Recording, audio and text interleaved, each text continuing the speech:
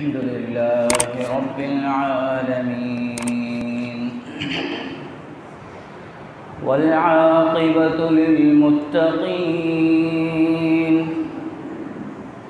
والصلاة والسلام على رسوله سيد الأنبياء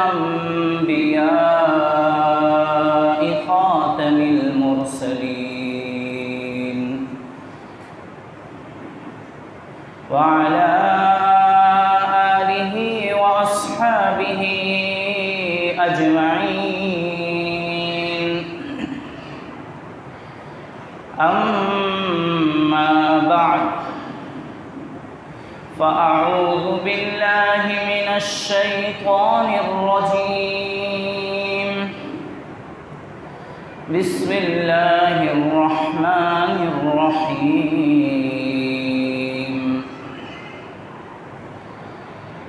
واعبدوا الله ولا تشركوا به شيئا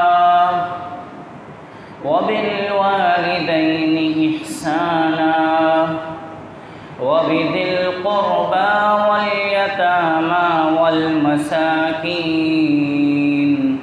والجار ذي القربى والجار الجنب والصاحب بالجنب وابن السبيل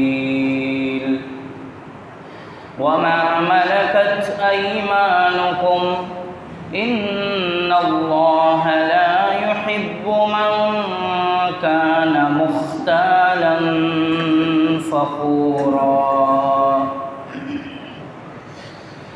وقال النبي صلى الله عليه وسلم والله لا يؤمن والله لا يؤمن والله لا يؤمن.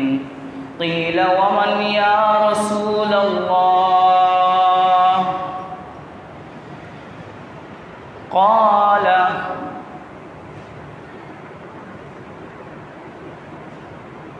قيل من يا رسول الله؟ من يؤمن بالله واليوم الآخر فليكرم الجار أو كما قال عليه الصلاة والسلام. صدق الله مولانا العظيم وصدق رسوله النبي الكريم ونحن على ذلك لمن الشاهدين والشاكرين والحمد لله رب العالمين. قابل احترام بزرگوں، دوستوں اور میرے عزیز ساتھیوں، اللہ تبارک و تعالیٰ کے بے انتہا فضل و کرم اور احسان سے آج ہمیں جمعہ کا مبارک دن اور اس کے مبارک لمحات پھر سے نصیب ہوئے. جمعہ کا دن بہت ہی زیادہ مبارک ہوتا ہے. اس میں اللہ کی برکتوں کا نزول ہوتا ہے. اس میں نیکیوں کی قیمت بڑھا دی جاتی ہے. جس طرح رمضان المبارک میں 70 گنا نیکیوں کا ریٹ ہوتا ہے، اسی طرح جمعہ میں بھی 70 گنا نیکیوں کا ریٹ بڑھا دیا جاتا ہے. اس میں نیکیوں کی کثرت کرنا چاہیے، زیادہ سے زیادہ استغفار ہو، زیادہ سے زیادہ درود شریف ہو، درود پاک کا بھی خوب اہتمام کرنا چاہیے. نبی اکرم علیہ الصلوۃ والسلام نے تو ارشاد فرمایا ہے کہ جو مجھ پر ایک مرتبہ درود بھیجے گا اللہ تعالیٰ اس پر 10 رحمتیں اور سکون نازل فرمائیں گے. تو اس لیے آج درود پاک کا بھی خوب اہتمام ہو. مغرب سے پہلے زیادہ سے زیادہ 3000 کم سے کم ہر ایک شخص پڑھ لے تو بڑا فائدہ ہو، بڑی رحمت اور بڑی برکت اور بڑا سکون ملے. اللہ تعالیٰ مجھے بھی توفیق عطا فرمائے، آپ سب کو بھی. اور آج کا دن دعاؤں کی قبولیت کا بھی ہے. حدیث کے مطابق آج کے کسی ایک لمحے میں ایک ایسا وقت ہوتا ہے، ایک ایسی گھڑی اور ایک ایسا سیکنڈ اور ایک ایسا منٹ ہوتا ہے کہ جس میں جو مانگ لیا جائے وہ دے دیا جاتا ہے۔ تو یہ ہمیں حکم ہے کہ آج کے دن دعاؤں کی خوب کثرت ہو، مانگتے رہیں زیادہ سے زیادہ۔ کیا پتہ اس لمحے میں ہم مانگ لیں جس لمحے میں جو مانگا جائے وہ مل جاتا ہے۔ اللہ تعالیٰ مجھے بھی توفیق عطا فرمائیں، آپ سب کو بھی توفیق عطا فرمائیں۔ الحمدللہ کئی ہفتوں سے دین کی اہم ضروری اور کامیاب کرنے والی باتوں کو سنا اور سنایا جا رہا ہے۔ اللہ تعالیٰ اسی طرح توفیق دیتے رہیں تاکہ مجھے بھی عمل کی توفیق ہو، آپ سب کو بھی عمل کی توفیق ہو، میں بھی کامیاب ہو جاؤں، آپ سب بھی کامیاب ہو جائیں، کسی کو ناکامی کا شکار نہ ہونا پڑے۔ میرا معاشرہ، میرا محلہ، میرے سننے والے اور تمام مسلمان دین کی اہم ضروری اور پیاری باتوں سے آشنا ہو جائیں، واقف ہو جائیں اور اس پر عمل کرنے والے بن جائیں، یہی میرا مقصد ہے۔ اللہ تبارک و تعالیٰ مجھے صحیح بات کہنے کی، صحیح طرح سے کہنے کی اور صحیح نیت کے ساتھ کہنے کی توفیق عطا فرمائیں، آپ سب کو صحیح طریقے سے سننے کی، سمجھنے کی اور ہم سب کو اس پر عمل کرنے کی توفیق نصیب فرمائیں۔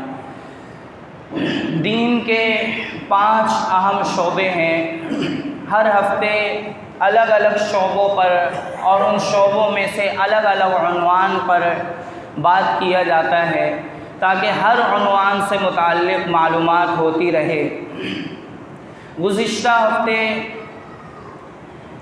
سلسلہ وار عقائد کے بیان کے بعد، عبادات کے بیان کے بعد اور عبادات میں سب سے اہم عبادت نماز کے عنوان کو اختیار کرنے کے بعد پھر معاملات کی باری آئی تھی گزشتہ ہفتے، اور معاملات میں وراثت کے بیان کے بعد وراثت کی تقسیم کی اہمیت اور اس کی فضیلت اور وراثت کو صحیح انداز میں تقسیم نہ کرنے کے نتیجے میں کیا وعید اور کیا وبال ہے، اس کا تذکرہ کرنے کے بعد پھر جو سب سے خطرناک معاملہ ہے وہ ہے سود کا معاملہ، سودی لین دین کا معاملہ اور اس کے بھیانک انجام کے بارے میں گزشتہ ہفتے بات کر دی گئی۔ اللہ تبارک و تعالی ہمیں ان تمام باتوں کو اپنی زندگی میں لانے کی توفیق عطا فرمائے۔ جن کاموں سے اللہ نے بچنے کا حکم دیا ہے بچنے کی توفیق عطا فرمائے، جن کاموں کو کرنے کا حکم دیا ہے کرنے کی اللہ توفیق نصیب فرما دے۔ آج معاشرت کی باری ہے، شعبہ معاشرت کا بیان ہے۔ گزشتہ کئی ہفتوں سے شعبہ معاشرت کا جب عنوان آتا تھا تو شعبہ معاشرت میں جو حقوق ہوتے تھے، والدین کے حقوق، اولاد کے حقوق، میاں بیوی کے حقوق اور اسی طرح ایک بھائی کے دوسرے بھائی پر حقوق اور عام مسلمانوں کے ایک دوسرے پر حقوق، اس کا کچھ نہ کچھ بیان، کچھ نہ کچھ تذکرہ آپ کے سامنے آیا ہے۔ آج جن لوگوں کے حقوق کا بیان ہے اور جن لوگوں کے آپس کے پیار و محبت اور جن لوگوں کے دھیان رکھنے کا، آپس میں ایک دوسرے کا خیال رکھنے کا بیان ہے، اس سلسلے میں قرآن شریف کی آیت میں نے پڑھی۔ اللہ تعالیٰ نے ارشاد فرمایا کہ میری عبادت کرو اور میرے ساتھ کسی کو شریک نہ کرو۔ دراصل بہت سے لوگ اللہ کی عبادت تو کرتے ہیں، نماز پڑھتے ہیں، روزہ رکھتے ہیں رمضان میں، حج کے موقع پر حج بھی کر لیتے ہیں، زکوٰۃ بھی دے دیتے ہیں، ذکر و اذکار بھی کر لیتے ہیں، درود پاک بھی پڑھ لیتے ہیں، لیکن ان کی زندگی میں شرک ہوتا ہے۔ ان کی زندگی میں اللہ کے سوا کسی اور کی عبادت کا، کسی اور کو اللہ کے برابر کرنے کا شائبہ ہوتا ہے۔ زندگی میں اور بڑی ہستیوں کو اللہ کے برابر کھڑا کرنے کا، ان کے دل میں کھڑا کرنے کی جگہ ہوتی ہے۔ یہ شرک ہے۔ اسی لیے فرمایا اللہ کی عبادت کرو اور اللہ کے ساتھ کسی اور کو شریک نہ کرو۔ پھر فرمایا کہ رشتہ داروں کے ساتھ اچھا سلوک کیا کرو۔ پہلے فرمایا والدین کے ساتھ اچھا سلوک کیا کرو، اور اچھے سلوک میں یہ بات داخل ہے کہ نرمی کا معاملہ بھی ہو، اور ان کی طرف سے اگر کوئی ایذا آئے، کوئی تکلیف آئے تو اس پر صبر بھی اختیار کرے۔ اور فرمایا رشتہ داروں کے ساتھ اچھا سلوک ہو، یعنی رشتہ دار اگر ظلم و زیادتی بھی کریں، یعنی صرف برابر کا معاملہ نہ ہو کہ اگر رشتہ دار اچھا سلوک کریں تو ہم بھی اچھا سلوک کریں، یہ تو برابری ہے، اس کا حکم تو ہے ہی، اس کے ساتھ ساتھ صلہ رحمی کا حکم ہے، یعنی ان کی طرف سے اگر ایذا آئے، تکلیف آئے تو شریعت اس بات کی ہدایت کرتی ہے کہ تم ان کی ایذا اور تکلیف کو برداشت کرو۔ وَبِذِي الْقُرْبَى وَالْيَتَامَى وَالْمَسَاكِينَ، اللہ تعالیٰ توفیق دے تو انشاءاللہ یتیموں کے بارے میں، یتیم جو کہ معاشرے کا بے سہارا فرد ہوتا ہے، باپ کا سایہ اٹھ جاتا ہے، اس کے تعلق سے بھی اللہ کے نبی علیہ الصلوۃ والسلام نے بڑی فضیلتیں بیان کی ہے۔ اس کا سہارا بننے کے تعلق سے، اس کا ذمہ دار بننے کے تعلق سے، اس کا خرچہ اٹھانے کے تعلق سے نبی علیہ الصلوۃ والسلام نے یتیم کے تعلق سے بڑی فضیلتیں بیان کی ہے۔ اللہ توفیق دیں گے تو وہ بیان کیا جائے گا۔ اور غریبوں کے تعلق سے بھی نبی علیہ الصلوۃ والسلام نے بڑی فضیلتیں بیان کی ہے، اور فرمایا وَبِذِي الْقُرْبَى وَالْجَارِ ذِي الْقُرْبَى، جو آج عنوان ہے وہ یہ ہے کہ اللہ کے نبی علیہ السلام، اللہ تعالیٰ نے قرآن شریف میں ارشاد فرمایا کہ ان لوگوں کے ساتھ حسن سلوک کے ساتھ ساتھ رشتہ دار پڑوسی کے ساتھ بھی حسن سلوک کرو۔ ایک پڑوسی ہوتا ہے جس سے رشتہ بھی ہوتا ہے، پڑوس میں رہتا ہے، اس سے رشتہ داری بھی ہوتی ہے، تو اس کے ساتھ حسن سلوک کا ثواب دوگنا ہوتا ہے۔ ایک تو رشتہ داری کا ثواب اور ایک پڑوسی کے ساتھ حسن سلوک کا ثواب۔ فرمایا وَالْجَارِ الْجُنُبِ، اور ایک پڑوسی ہوتا ہے جس کا دروازہ اپنے دروازے سے ملا ہوا ہو، سامنے ہو، قریب ہو، یا پھر اس کا دروازہ اپنے دروازے کے بغل میں ہو، بغل میں رہتا ہو، اس کی دیوار اپنی دیوار ایک ہو۔ وَالْجَارِ الْجُنُبِ وَالصَّاحِبِ بِالْجَنبِ، اور ایک پڑوسی ہوتا ہے جو تھوڑی دیر کا ساتھی ہوتا ہے، جیسے سفر میں، بس میں، ٹرین میں ایک نشست ہو، ایک سیٹ پر بیٹھے ہو، ایک بغل والی سیٹ پر وہ ہو اور اس کی بغل والی سیٹ پر ہم ہوں، تو وہ جو بغل والی سیٹ پر ہے وہ بھی تھوڑی دیر کا پڑوسی ہے، تھوڑی دیر کا ساتھی ہے، اس کو بھی کہا وَالصَّاحِبِ بِالْجَنبِ، بغل کا ساتھی جو سفر میں ہو، حضر میں ہو، دفتر میں ہو، آفس میں ہو، کمپنی میں ہو، مسجد میں ہو، مسجد کی صف میں ہو، بغل میں، یہ تمام جو تھوڑی دیر کے ساتھی ہوتے ہیں ان کے تعلق سے بھی فرمایا کہ ان سب کے ساتھ حسن سلوک کا معاملہ ہو۔ اور حسن سلوک کیا ہے؟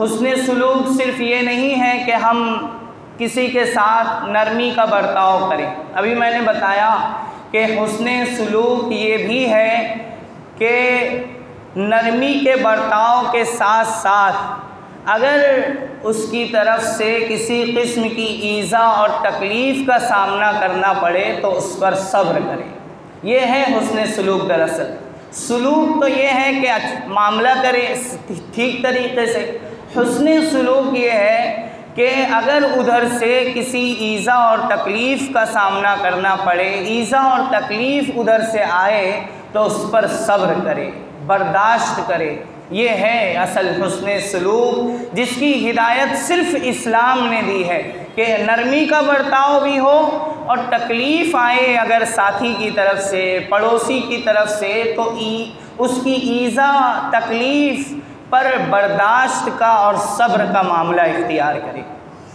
نبی علیہ الصلوۃ والسلام فرماتے ہیں کہ جبریل علیہ الصلوۃ والسلام میرے پاس پڑوسیوں کے ساتھ حسن سلوک کی تعلیم لے کر اتنی بار آئے اور اتنی پڑوسیوں کے ساتھ حسن سلوک کی ہدایات دیتے رہے اور پڑوسیوں کے ساتھ حسن سلوک کا معاملہ کرنے کی اتنی تلقین کرتے رہے کہ مجھے یہ یقین ہو چلا تھا کہ اب اگلی بار آئیں گے تو ان پڑوسیوں کو میرا وارث بنا دیں گے، یعنی مجھے ان پڑوسیوں کو اپنا رشتہ دار سمجھ کر انہیں اپنا وارث بنانا پڑے گا، اپنی جائیداد میں ان کا بھی حصہ قرار دینا پڑے گا۔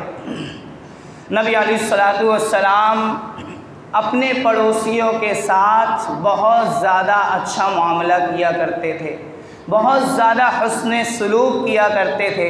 آپ علیہ الصلوۃ والسلام کے پڑوسی آپ سے خوش رہا کرتے تھے، آپ کے قریب جتنے لوگ ہوتے تھے وہ آپ سے اتنا زیادہ راحت حاصل کرتے تھے۔ آپ کے قریب بوڑھے بھی ہوتے تھے، جوان بھی ہوتے تھے، بچے بھی ہوتے تھے، آپ سے قریب جو جتنا ہوتا تھا وہ اتنا زیادہ آپ سے راحت حاصل کرتا تھا، وہ اتنا زیادہ آپ کا دیوانہ ہو جاتا تھا۔ کیوں؟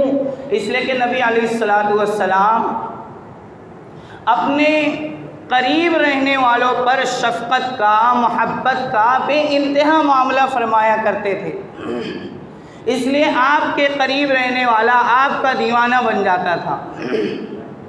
نبی اکرم علیہ الصلوۃ والسلام نے صحابہ کرام کا جو ذہن بنایا، جو ذہنیت عطا فرمائی، وہ یہ کہ ہر ایک دوسروں کا حقوق ادا کرنے والا بن جائے۔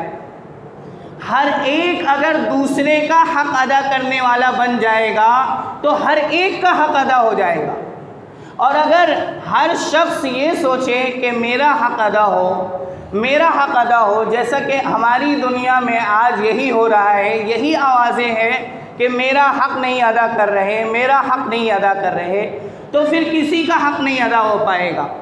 اگر ہر شخص کا یہ مزاج بن جائے کہ میرے اوپر دوسروں کے کیا حقوق ہیں وہ میں ادا کرنے والا بن جاؤں تو ہر ایک کا حق ادا ہو جائے گا۔ نبی اکرم علیہ الصلوۃ والسلام نے امت کا یہی مزاج بنایا ہے، فرمایا الید العلیٰ خیر من الید السفلیٰ، دینے والا ہاتھ لینے والے ہاتھ سے بہتر ہے۔ نبی علیہ الصلوۃ والسلام نے امت کا مزاج یہ بنایا کہ امت دینے والی بن جائے۔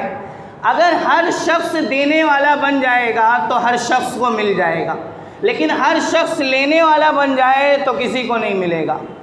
تو اگر ہر شخص یہ چاہ لے، یہ ارادہ کر لے کہ میں ہر ایک کے ساتھ اچھائی کا معاملہ کروں تو ہر ایک کو اچھائی مل جائے گی، اور اگر ہر شخص یہ سوچے کہ میرے ساتھ ہر کوئی اچھائی کا معاملہ کرے تو کسی کو اچھائی کا معاملہ نہیں ملے گا۔ اسی طرح ہر شخص یہ سوچ لے کہ میں پڑوسی کا حق ادا کرنے والا بن جاؤں، میں پڑوسی کا حق ادا کروں گا تو پھر ہر ایک کا حق ادا ہو جائے گا، ایک پڑوسی دوسرے پڑوسی کا حق ادا کرنے والا بن جائے گا۔ نبی اکرم علیہ الصلوۃ والسلام نے صحابہ کی ایسی ہی تربیت فرمائی تھی کہ وہ ایک دوسرے کا خیال رکھتے تھے، ایک دوسرے کی ہمدردی رکھتے تھے، پڑوسیوں کی بے انتہا ہمدردی رکھتے تھے، پڑوسیوں کا بے انتہا خیال رکھتے تھے۔ آج ہمارا معاشرہ اگر ایسا بن جائے کہ ماحول ایسا ہو جائے کہ پڑوسیوں کا خیال رکھا جانے لگے، ہر پڑوسی اپنے پڑوسی کا خیال رکھے تو کتنا خوشگوار معاشرہ ہو جائے، کتنا پیار محبت سے بھرا معاشرہ ہو جائے، کتنا سکون بھرا معاشرہ ہو جائے، ہر ایک دوسرے کے لیے راحت کا سبب بن جائے۔ نبی اکرم علیہ الصلوۃ والسلام نے ارشاد فرمایا کہ جو شخص مومن ہو، آخرت پر یقین رکھتا ہو، تو اسے چاہیے کہ اپنے پڑوسی کے ساتھ عزت کا معاملہ کرے، اسے چاہیے کہ اپنے پڑوسی کی خدمت کرے، اسے چاہیے کہ اپنے پڑوسی کا حق ادا کرے۔ آج ہمارے معاشرے میں پڑوسیوں کے تعلق سے کیا معاملہ ہے؟ ایک دوسرے کے ساتھ جلن، ایک دوسرے سے نفرت، ایک دوسرے کا منہ دیکھنے کے لیے تیار نہیں۔ جب سے نئی روشنی اور نئی انگریزی تہذیب آئی ہے پاس کے پڑوسیوں کی بھی خبر نہیں ہوتی کہ پاس میں بغل میں کون رہتا ہے۔ بہت سے لوگ اپنے بغل کے لوگوں کو بھی نہیں جانتے، اپنے پاس کے پڑوسیوں کو بھی نہیں جانتے کہ پاس کے پڑوسی اور اگل بغل میں کون رہتا ہے۔ یہ نئی تعلیم کا اثر ہے، یہ تعلیم ہے یا یہ جہالت ہے کہ جب سے یہ نئی انگریزی تعلیم آئی ہے پڑوسیوں کی بھی خبر رکھنے والا کوئی نہیں، اور حد تو یہ ہو گئی ہے کہ بعض اوقات گھر میں کون رہتا ہے اس کی بھی خبر لینے والا کوئی نہیں ہوتا۔ جب سے یہ انگریزی نئی روشنی اور نئی تہذیب آئی ہے پڑوسیوں کی ہمدردی، پڑوسیوں کا خیال، پڑوسیوں کی خبر گیری معاشرے سے ختم ہو گئی ہے۔ حالانکہ نبی اکرم علیہ الصلوۃ والسلام نے فرمایا واللہ لا یؤمن، واللہ لا یؤمن، واللہ لا یؤمن، خدا کی قسم وہ مومن نہیں، خدا کی قسم وہ ایمان والا نہیں، خدا کی قسم اس کے اندر ایمان و یقین نہیں۔ صحابہ نے فرمایا اللہ کے نبی کون؟ تو اللہ کے نبی علیہ الصلوۃ والسلام نے فرمایا کہ جس کی آفتوں سے اس کا پڑوسی محفوظ نہ ہو، جس کی تکلیفوں سے جس کی ایذا رسانیوں سے اس کا پڑوسی محفوظ نہ ہو، اس کے دل میں ایمان و یقین نہیں ہے، وہ ایمان والا نہیں ہے۔ تو نبی اکرم علیہ الصلوۃ والسلام نے یہ ارشاد فرما کر ہم سب کو کیا بتایا ہے اور کس طرف متوجہ کیا ہے؟ ہمیں یہ بتانا چاہا ہے کہ اگر سچا ایمان و یقین چاہتے ہو، اگر ایمان کے تقاضے پر عمل کر کے صحت مند ایمان چاہتے ہو تو اپنے پڑوسیوں کا خیال رکھا کرو، اپنے پڑوسیوں کو اپنی تکلیفوں سے بچاؤ، بلکہ اس کی طرف سے بھی اگر تکلیفیں آئیں تو اس پر صبر و برداشت اختیار کرو۔ آپ کی مجلس میں ایک مرتبہ تذکرہ کیا گیا کہ ایک عورت ہے جو عبادت میں بہت زیادہ مشہور ہے، بہت زیادہ نفلیں پڑھتی ہے، لیکن وہ اپنے پڑوسیوں کو تکلیف پہنچاتی ہے۔ نبی اکرم علیہ الصلوۃ والسلام نے ارشاد فرمایا کہ وہ جہنم میں جائے گی، اس کی عبادت اسے جنت میں نہیں لے جا سکتی بلکہ وہ جہنم میں جائے گی۔ پھر ایک اور عورت کا تذکرہ کیا گیا اور کہا گیا کہ وہ تو اتنی عبادت نہیں کرتی بلکہ فرائض کا اہتمام کرتی ہے اور گناہوں سے بچتی ہے، حرام سے بچتی ہے، لیکن اپنے پڑوسیوں کا خوب خیال کرتی ہے۔ نبی اکرم علیہ الصلوۃ والسلام نے ارشاد فرمایا کہ وہ جنت میں جائے گی۔ تو پڑوسیوں کا خیال کرنا، ان کی خبر گیری کرنا، ان کے حقوق ادا کرنا، اسلام میں اس کی کتنی بڑی اہمیت ہے کہ عبادات کے اہتمام کے باوجود عبادات اس کو جنت میں نہیں لے جا رہے بلکہ پڑوسیوں کو تکلیف دینے کے نتیجے میں جہنم میں جانا ہوگا۔ بہت سے لوگوں کے طبیعتوں میں تکلیف پہنچانے کا مزاج ہوتا ہے، ڈسنے کا مزاج ہوتا ہے، ان کو کسی کو تکلیف پہنچائے بغیر چین ہی نہیں آتا۔ جیسے سانپ اور بچھو میں ڈسنے کی صفت ہوتی ہے، ڈسنے کی خاصیت ہوتی ہے، ڈسنے سے انہیں کوئی ترقی نہیں ہوتی، انہیں کوئی توانائی نہیں ملتی، ان کے جسم میں کوئی طاقت نہیں بڑھتی۔ ایسے ہی بہت سارے لوگوں کی طبیعتوں میں ڈسنے کا مزاج ہوتا ہے، تکلیف پہنچانے کا مزاج ہوتا ہے، طعنہ مارنے کا مزاج ہوتا ہے، جھگڑا کرنے کا مزاج ہوتا ہے۔ بنا جھگڑا کیے، بنا تکلیف پہنچائے ان سے رہا ہی نہیں جاتا۔ فرمایا ایسا شخص، ایسا پڑوسی مومن ہے ہی نہیں، ایمان و یقین ہے ہی نہیں۔ تو کتنا خوبصورت ماحول ہوگا، کتنا خوبصورت معاشرہ ہوگا کہ جب ہم ایک دوسرے کا خیال رکھنے لگے، ہر پڑوسی اپنے پڑوسی کا خیال رکھنے لگے۔ کتنا خوبصورت وہ، کتنا خوش نصیب ہے وہ شخص جس کو بہترین پڑوسی مل جائے، جس کو بہترین پڑوس مل جائے۔ اگر پڑوسی مسلمان نہ بھی ہو، پڑوسی غیر مسلم ہو، تب بھی اس کے ساتھ ایک مسلمان حسن سلوک کا معاملہ کرے، مسلمان کے ساتھ تو حسن سلوک کا معاملہ کرنا ہی ہے، اگر بغل میں پڑوسی غیر مسلم ہو اس کے ساتھ بھی اسلام حسن سلوک کے معاملے کی ہدایت کرتا ہے۔ حضرت عبداللہ ابن مبارک رحمۃ اللہ علیہ جس جگہ رہتے تھے اس کے پڑوس میں ایک یہودی رہتا تھا۔ اس یہودی نے اپنا گھر بیچنا چاہا اور اپنے گھر کی قیمت دوگنی لگائی۔ لوگوں نے پوچھا کہ تم نے اس گھر کی قیمت دوگنی کیوں لگائی؟ یہ تو بازار کا ریٹ ہے نہیں، مارکیٹ کا یہ ریٹ ہے نہیں، تم نے اس کی دوگنی قیمت کیوں لگائی؟ اس نے کہا کہ میں نے اس گھر کی قیمت ایک تو زمین کی قیمت کے اعتبار سے لگائی ہے، آدھی قیمت زمین کی ہے اور آدھی قیمت عبداللہ ابن مبارک رحمۃ اللہ علیہ کے پڑوس کی ہے۔ وہ یہودی کہہ رہا ہے کہ ایسا پڑوسی، عبداللہ ابن مبارک جیسا پڑوسی کہیں نہیں مل سکتا، تو ان کے پڑوس میں ہونے کی وجہ سے میں نے اس کی آدھی قیمت بڑھا دی ہے اور دوگنی قیمت کر دی ہے۔ تو اگر ایسا خوش نصیب کوئی ہے کہ جس کا پڑوسی ایسا ہو کہ تکلیف پہنچانے والا نہ ہو بلکہ خیال رکھنے والا ہو تو وہ بہترین خوش نصیب آدمی ہے۔ اور ہم میں سے ہر شخص اگر یہ طے کر لے کہ ہم اپنے پڑوسی کے ساتھ حسن سلوک کا، نرمی کا برتاؤ کریں گے اور اس کی طرف سے آنے والی تکلیفوں پر بھی صبر اختیار کریں گے، کتنا خوشگوار ماحول ہو جائے گا، کتنا بہترین ماحول ہو جائے گا، پیار محبت ہوگی، ہمدردیاں ہوگی۔ پہلے محلے میں، معاشرے میں ایک دوسرے کے ہاں اگر کسی قسم کی کوئی تکلیف ہو جایا کرتی تھی تو اس تکلیف میں اور اس درد میں سارے لوگ شریک ہوتے تھے۔ محلے کے بزرگوں کا، محلے کے بوڑھوں کا ہر شخص خیال رکھتا تھا، محلے کے بوڑھوں کو ہر شخص اپنا بزرگ سمجھتا تھا۔ محلے میں اگر کسی کا انتقال ہو جائے تو سارے لوگ اس کی تعزیت اور تسلی میں شریک ہوتے تھے اور اس کے گھر کئی کئی دنوں تک کھانا پہنچاتے تھے، ایک دوسرے کا خیال رکھنے کا مزاج تھا۔